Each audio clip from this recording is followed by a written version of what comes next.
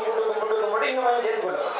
அதுதான் இந்த கும்பாபிஷேக தரிசனம் என்பது எல்லா நாடுகளிலும் எல்லா நம்முடைய சிவகங்கை மக்கள் சிறப்பாக அந்த போய் முண்டி அடைத்து அதை நேரடியாக பார்க்க வரும். இப்படிதான் இந்த லண்டன் டெம்பிள்ஸ் டொக்கப்புல போய் பார்க்கலாம் கூட்டு. ஆனால் அது பலம் கிடையாது. என்ன சாப்பிட்றது நான் சொல்றேன், நேரடியாக தான் சாப்பிடுறேன், டிவியை பார்த்து சாப்பிட முடியும்.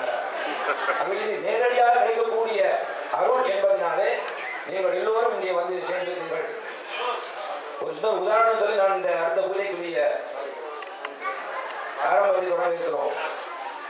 எல்லாருமே கடவுளுடைய நினைப்பு என்பது எங்களுடைய மனத்திலிருந்து அவனை கட்டாயம் போகும்.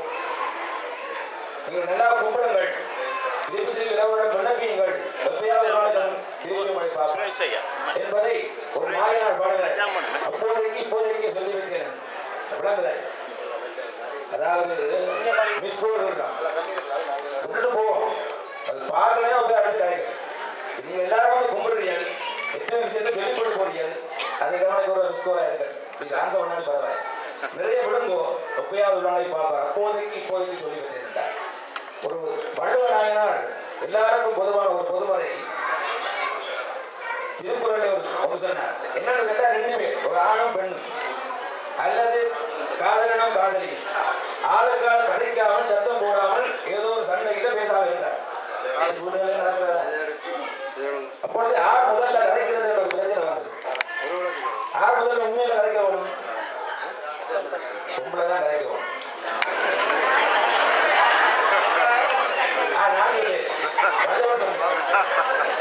ஏன்னு கேட்டா வகைதான் இருக்குது. அந்த காலத்துக்கு சொல்றேன். அதனால இந்த வள்ளுவர்கள் என்ன சொன்னார் என்றால், ரெண்டு பேர் கதைக்காக இருந்தார்கள். இந்த விஷயத்தை நான் ஏன் சொல்றேன் என்றால், அதை நாயினாரும் சொல்லி வைத்திருக்கிறார்.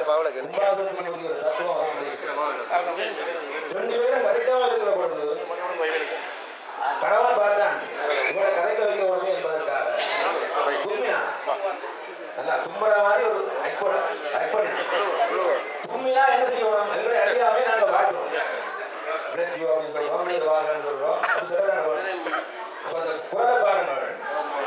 வளர்த்தினான் தும்மினையனாக தும்மச் செருப்பால் 3 குரல் அடிக்கடி சொல்றார். யாமெனும் தேவமா தும்மினால் தாம் தன்னை நீண்டு வாழ்க என்பான் அறிந்து. முதல்ல தும்மலுக்காக ஒரு ஐப்பண்ணி தும்மினானா, உடனே தன்னை அறியாம வாடிட்டார். வீடு வாழ்கிற அப்பா கதையை சொன்ன அப்படின்னு சந்தோஷப்பட்ட பொழுது அடுத்த குரல் அப்படின்னா பாருங்க, அவள் வாழ்த்தி போட்டு சொல்லிட்டாலாம், நான் இங்கே இருக்கக்கூடிய நீ உன்னை யார் நினைச்சு தும்புற கஷ்டம். அடுத்த வழி சொன்னார், வழுத்தினான் தும்மினேனாக வழுத்தினான் அழித்து அழிதார் யார் ஒளி தும்மினேரன். இது நாட்டில் திருக்குறளை போய் பார்த்தீங்கன்னா தெரியும். தும்மலை பற்றி அப்பவே சொல்லிட்டேன். இவன் சரி ஐப்பண்ணி தும்மினானா, ஏன்னு கேட்டா அவள் வாழ்த்தனோடு சரி வாய்ப்பு வாழ்த்தான். உடனே அடுத்தது நினைச்சால் அதுதான் நான் இங்க இருக்கக்கூடியதா நீ ஆறு நிச்சயமாக தும்மல் வருதான். இப்ப அவனுக்கு 3வது உண்மையான தும்மலை வரத்தான். அது மாதிரி திருக்குறளை போய் பாருங்க, இந்த 3 குறள் வளர்த்து போட்டுருக்கேன். தும்மச் செருப்பு அழுதால் யார் உன்னை தும்மையர் என்று. அடுத்த நாள் தும்மச் செருப்பு அழுதால் நான் ஒரு மாதிரி உண்மையான தும்மல் வருதுன்னு அதை சும்மா விட்டு அடக்க பார்க்கிறேன். என்ன கொட்டியும் பேசுவாங்க. தும்மச் திரும்பி அவன் கேட்கிறான், ஓ இப்போ தும்பவும் வருது, நீ அடக்குற. இப்ப நல்லா ஒரு நினைச்சா தும்மும். இப்ப எல்லாம் ஆரம்பிச்சு கொண்டு முடியும். அவனுக்கு தும்மாதுமாதோ அப்படி தும்பக்கூடாதுன்னு ஒரு புலவர் சிவபிராதவன் பாடுவாங்க. நல்லா கவனிச்சுக்கணும். நேர்ப்பினம் தும்மல்தானோ மரப்பினம் மரக்கட்டையான் உலகம் தும்மனின் துவண்டதையான். திருக்குறள் சொல்லப்பட்டது. சிவபிராதவர்கள் இப்போ 150 வருஷங்கள் வாழ்ந்தவர். அவர் சொன்னார், நான் உன்னை நினைக்கிறேன், ஏன் சிவனே நான் உன்னை நினைக்கிறேன், நினைச்சா என்ன செய்வேன், நீ தும்முவேன். உலகத்தில் உள்ளவர்கள் எல்லாம் உன்னை நம்பி நல்ல வேலையை தொடங்க நினைப்பார். அப்ப நீ தும்மினா எப்படி நடக்கும்? திரும்பி அடுத்தவை சொன்னார், உன்னை நான் மறக்கவே இல்லை. மறப்பினும் நான் மறக்கிறத மறந்துட்டேன். நல்லா நான் மறக்கிறத மறந்துட்டு ஏன் நீ தும்மதை நிப்பாட்ட. ஆகவே என்ன உண்மைன்னா, நீங்க இப்பதான் நினைக்கிறீங்க, ஒரு நாள் இது கூட இருக்கீங்க. அவர் தும்மா இதுதான் தும்மா. ஆகையினால சொன்னார், நீ தும்மினால் உலகத்திலே அபதகுணமாக போய்விடும் என்பதற்காக நாம் நினைக்கவும் இல்லை, மறக்கிறத மறக்க மறப்பினும் மறக்க நான் மறக்கிறதையும் மறக்கிறேன். நல்லா ஞாபகம் பண்ணி இதை மறக்கணும், மறக்கிறத மறக்கணும். சில பேர் சொல்லுவாங்க நான் மறந்து போட்டேன்னு சொல்றதான் ஞாபகம் வச்சுப்பாரு, மறந்து போட்டேன்னு சொல்றதான் ஞாபகம் வச்சுப்பாரு. இவர் சொன்னார் நான் மறக்கிறத மறக்கிறேன். அப்ப நினைச்சு கொண்டே இருக்கிறேன். ஆகையினாலேதான் இந்த தெய்வ வழிபாடுகள் இன்றைக்கெல்லாம் இந்த யாகத்திலே 5 நாட்கள் சொல்லிக் கொண்டு இருக்கின்றோம். நிச்சயமாக அந்த தெய்வ சக்தி எல்லாரும் பரவி கொண்டிருக்கும். அதுதான் நம்முடைய ஆலய வழிபாட்டிலே மிக உயர்ந்த சக்திகளை சேர்த்து தரக்கூடிய நாள் என்பதனாலே இன்றைக்கெல்லாம் பரசிவாச்சாரியர்கள் இங்கே வருகின்றார்கள். ஒவ்வொரு ஆலயங்களிலும் வந்து இந்த கும்பாபிஷேகத்தை நிறைவேற்றியிருக்கிறார்கள். ஆகையினால் நீங்கள் எல்லாம் இப்போ அருள் மலையில நடந்திருக்கிறீர்கள். கும்பாபிஷேகம் முடிஞ்சாலும் தண்ணி தெளிக்கிறார்களே, மயக்கத்தை தெரிகிறதுக்கா? தண்ணி தெளிச்சா ஏன் தண்ணி தெளிக்கிறது? மயக்கம் தான் தெளிக்கணும். ஆனால் உண்மையில எங்களுக்கு மயக்கம் இருக்கிறது. அந்த காலத்துல மாணிக்கவாசர் ஒரு பாட்டு பாடின பாருங்க, பப்பர வீட்டின் நிலவன் அடியார். பப்பண்டா என்ன? தமிழ் டிக்ஷனரி போய் பாருங்க, பப்பண்டா மயக்கம்,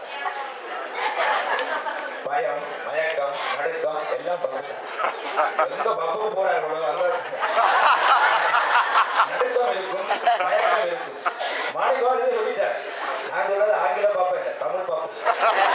அந்த தமிழ்ல பப்பு அற மயக்கம் இல்லாமல் நடுக்கம் இல்லாமல் திடமாக இருக்கக்கூடிய அடியார்கள் உனக்கு பக்கத்தில் இருக்கிறாங்க. பப்பர மணிக்க. இப்ப உண்மையில அந்த உலகியலுக்கும் ஆன்மீகத்துக்கும் என்ன வித்தியாசம்டா, ஆன்மீகவாதிகள் வெள்ளிக்கிழமை கோயிலுக்கு வருவார்கள், உலகியல்வாதிகள் பப்புக்கு இதான் வித்தியாசம். ஆகையினாலே இந்த ஆன்மீகம் என்பது ஒரு பெரிய பயிர். அது ஒரு நாள்ல வளர்க்க முடியாது. கும்பாபிஷேகம் பண்ண உடனே ஒரு பயிரை நட்டா தண்ணீர் ஊற்றப்படும். அதனாலே தொடர்ந்து மண்டலாபிஷேகம் போயிட்டார். அது ஊற்றி தான் வளர்க்க வேணும். அதுக்கு அடியார்கள் நிறைய வர வேண்டும். மண்டலாபிஷேகம் நீங்கள் சேர வேண்டும். மரத்தை நடுப்படுத்தி பார்க்க விடக்கூடாது.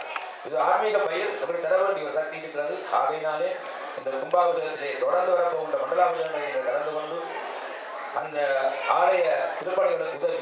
நான் அடிக்கடி சொல்றது, என்னுடைய தமிழர்களை எங்க போனாலும் வசதியில. ஏன்னா அதுக்கு நல்ல உதாரணம் உயிரிழத்துல எல்லாம் சொல்லிதான் இருக்கு. ஆனாவில் சொல்லி, ஆவண்ணாவில் சொல்லி, ஈனாவில் சொல்லி, ஈயண்ணாவில் சொல்லி, உப்பளா சொல்லியும் காணாதண்டு அகையனோட 3 சொல்லி. இதுக்கு என்ன காரணம்? தமிழன் எங்க போனாலும் சுழிப்பான். தமிழன் தமிழனையே என்பதை காட்டுகின்ற ஒரு தத்துவம். அப்படி கேட்டா இவ்வளவு சுழியும் இருக்கையா ஆளுக்கே அடிபடுறாங்க. நாங்கள் அதுதான் ஒட்ட கொம்பு 2 கொம்பு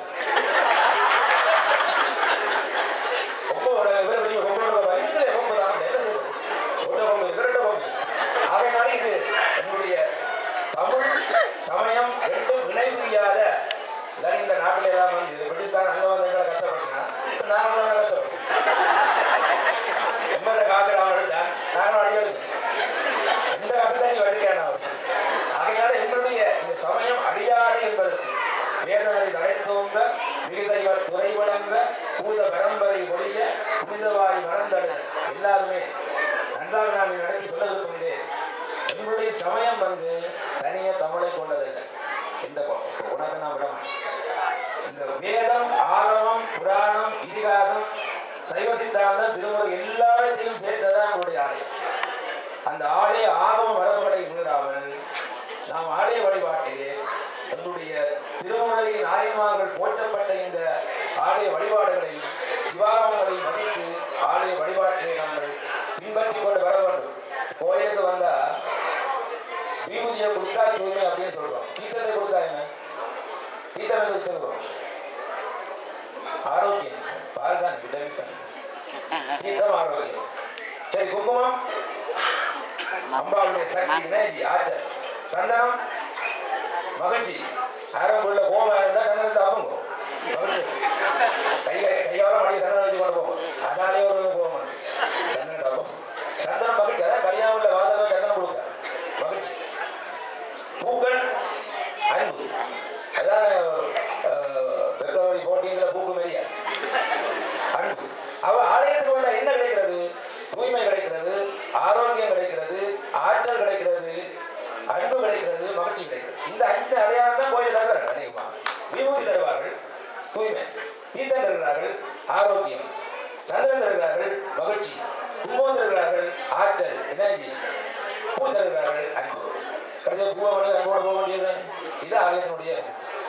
எங்களுடைய தெய்வசித்தாரே சொல்லியிருக்கிறார்.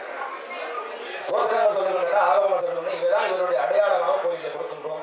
அவற்றை பெற்று நாங்கள் மகிழ்ச்சியாக ஆலயத்துக்கு வந்து செல்வதனாலே ஆன்மாவுக்கு ஒரு மகிழ்ச்சி கிடைக்கிறது. ஆன்மா என்பது கண்ணால் காண முடியாது, கடவுள் கண்ணால் காண முடியாது, ஆன்மா காண முடியாது, பாசம் காண முடியாது. ஆனால் ஒன்று கொண்டு தொடர்பு நீங்க இருக்கிற அது நீங்க கோயிலுக்கு வந்து போனால் விளங்கு உண்மையான ஒரு அந்த அருட்சக்தி உங்களுக்குள்ள ஏறி இருக்கும்.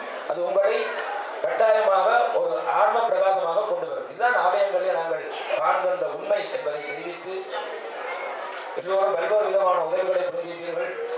எல்லோருக்குமே அம்பிகளுடைய அருள் பிரசாதம் கிடைக்க வேண்டும். இந்த கண்ணாடி என்பது நித்தியலட்சுமி அப்படின்னு சொல்லுவார். ஏன் நித்தியலட்சுமி? அது எப்பொழுதுமே கண்ணாடியில நாங்கள் முடித்தோம் என்று சொன்னால் பல துன்பங்கள் குறையும்,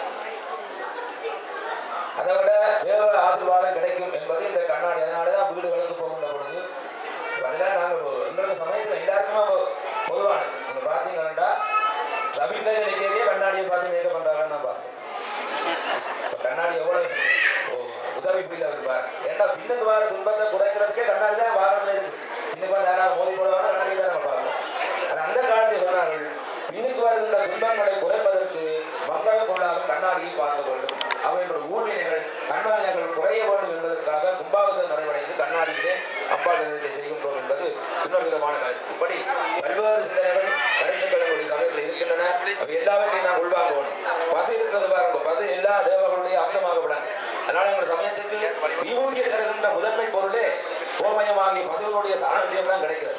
எங்களுடைய சமயம் பசுவை உயர்த்துகிறது, இன்னொரு சமயம் பசுவை ஓதி வெட்டுகிறது. கொண்டு கொண்டு நாங்கள் எங்களுடைய சமயத்தினுடைய அடிப்படையிலே பசு பசு மாடுன்னு சொல்கிறார்கள். ஆனா மாடுன்னு சொன்னாலும் நல்ல கருத்து. ஏன்னா வள்ளுவ சொன்னால் மாடுன்னா செல்வம். அதனாலேதான் வீட்டுக்கு வார பண்ணா மாட்டு பண்ணு சொல்றாரு. செல்வமாக வாரது மாட்டிக்கொண்ட பண்ணாலே மாட்டு பண்ணா அது